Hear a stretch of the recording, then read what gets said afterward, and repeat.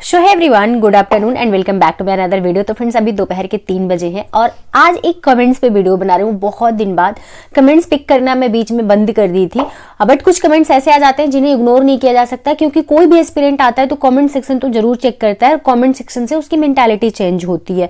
तो मैं बात करना चाहती हूँ, एक बहुत अच्छे इंसान है, बहुत नेक दिल, बहुत भले इंसान है जिनके बारे में मैं बात करना चाहती हूँ। लेकिन इतनी निगेटिविटी आई इस वीडियो में, उससे पहले बात कर लेते हैं कुछ पॉजिटिव न्यूज पे। तो चलिए सबसे पहले बात कर लेते हैं कि आरआरबी की वैकेंसी कल आ रही है, यानी कि 7 तारीख से आपका फॉर्म शुरू हो जाएगा भरना। तो कौन कौन आरआरबी पीआरटी टीचर के लिए अप्लाई कर रहा है और कौन कौन टीजीटी पीजीटी के लिए अप्लाई कर रहा है, प्लीज कमेंट सेक्शन में जरूर बताइएगा। और एक गुड न्यूज मैं आप लोगों को बता दूं कि जो पिछला आपका सिलेबस था, सेम सिलेबस इस बार भी है। पिछली बार जितनी आपकी फीस थी फॉर्म की, उतनी ही फीस इस बार, यानी पिछली बार भी 500 रुपए फीस थी, इस बार भी आपकी 500 रुपए फीस है।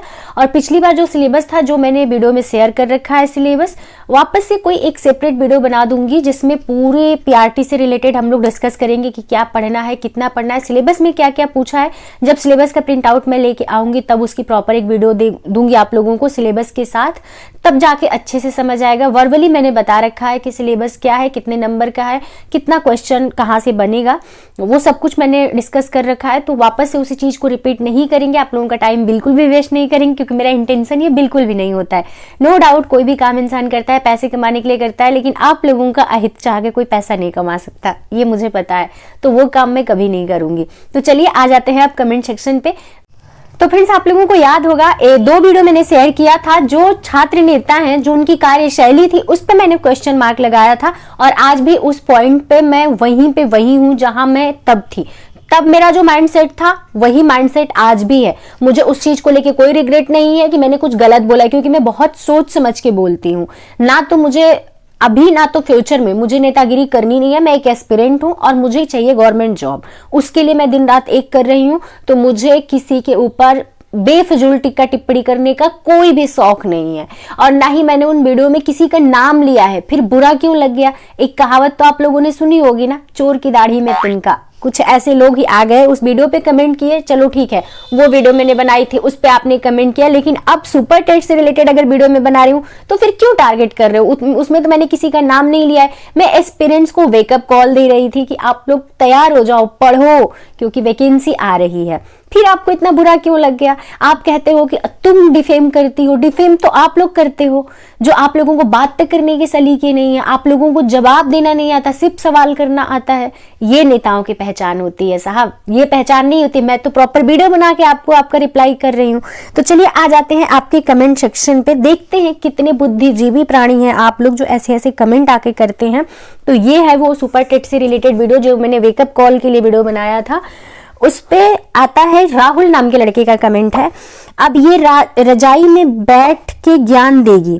पहले इसे राजनीति लग रही थी, जो लोग संघर्ष कर रहे थे उन्हें डिफेम तो कर दिया, लेकिन अब ये अंधभक्त माफी मांगेगी। किसकी अंधभक्ति? अंधभक्ति तो तुम कर रहे थे, पार्टी की चापलूसी तो तुम कर रहे थे, तो माफी कौन मांगेगा? तुम्हें मांगनी चाहिए ना। शायद तुमने अपने लिए लिखा है, लेकिन गलत जगह पे कमेंट कर दिया है।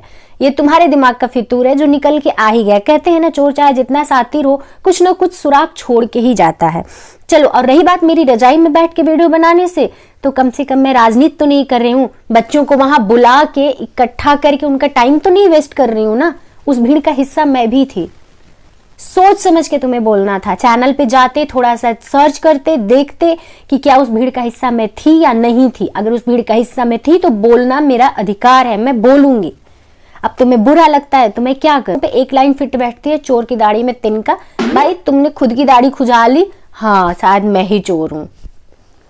ये हुई ना बात। अब अगले कमेंट पे आ जाते हैं। मैंने इनको रिप्लाई दिया, इतनी निगेटिविटी कहां से लाते हो? मैंने इनको रिप्लाई दिया तो उस रिप्लाई के एवज में इनका जवाब नहीं आता, इनका सवाल आता है। अगला सवाल क्या है आप लोग सुनो। वही तो मैं पूछना चाहता हूं, इतनी निगेटिविटी कहां से लाती हो? जब सवाल उठाई हो उन बेरोजगार छात्रों पर, ओ हो। रुक जाते हैं, इस लाइन का जवाब दे देते हैं।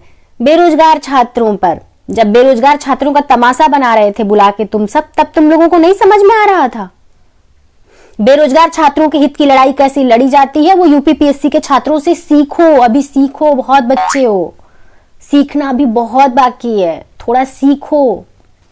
चलो आगे चलते हैं, समझ में आई तो ठीक, ना समझ में आई तो कोई बात नहीं। जो लाठियां खाते हैं क्या वैकेंसी वो देंगे, तुम्हारे आका देंगे खुद तो एक बात सुन लो, पूरे कमेंट का इकट्ठे में जवाब दे देती हूँ कि लाठियां जो तुम्हारे आका खाए हैं ना, या तुम खाए हो, पता नहीं कितनी लाठियां पड़ी है, या झूठ मूठ का हल्ला मचा रहे हो, अरे टूट गया कंधा, टूट गया पैर, टूट गया, मुझे नहीं पता कितनी पड़ी है तुम्हें लाठियां, क्योंकि जितने धरने में मैं गई हूँ वहां पे कोई लाठियां नहीं पड़ी थी। अब तुम अकेले जाके कहीं किसी के घर में चोरी कर रहे होगे, वहां पे मार खाए होगे, वो अलग की बात है, उसके लिए मैं कुछ नहीं कर सकती हूँ।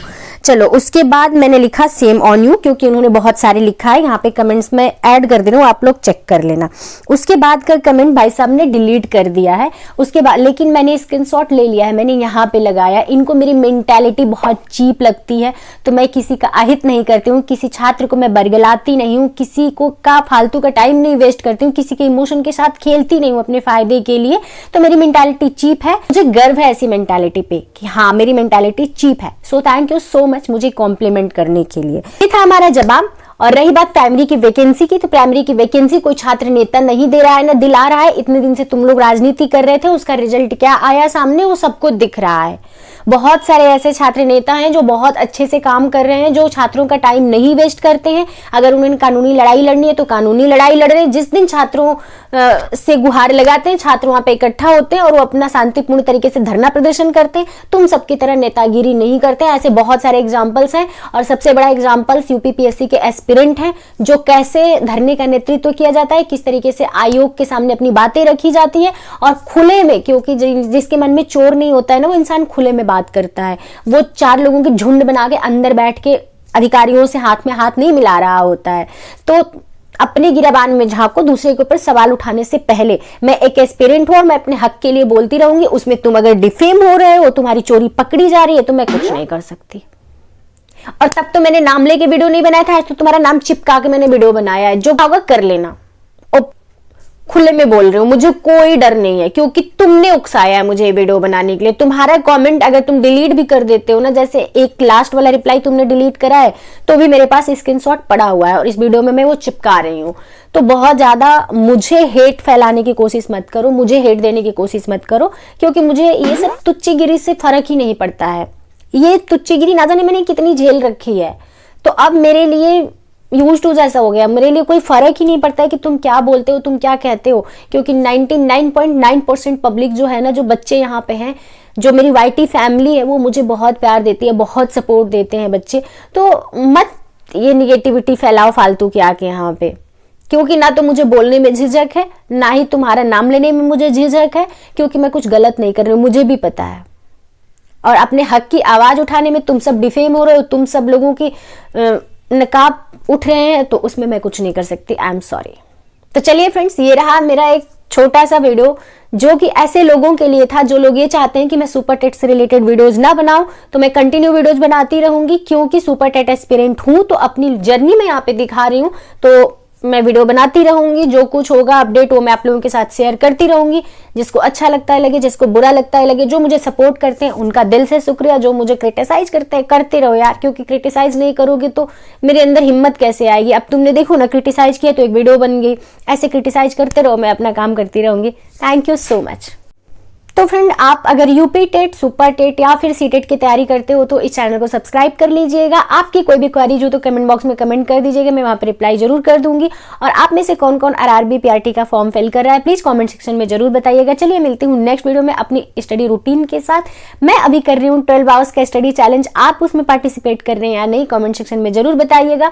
और प्लीज प्लीज प्लीज चैनल को सब्सक्राइब कर लीजिएगा, वीडियो को ज्यादा से ज्यादा शेयर कर दीजिए, ताकि जितने भी अपने भाई बहन यूपी टेट, सीटेट या सुपर टेट की तैयारी करते हैं उन तक ये वीडियो पहुंच जाए।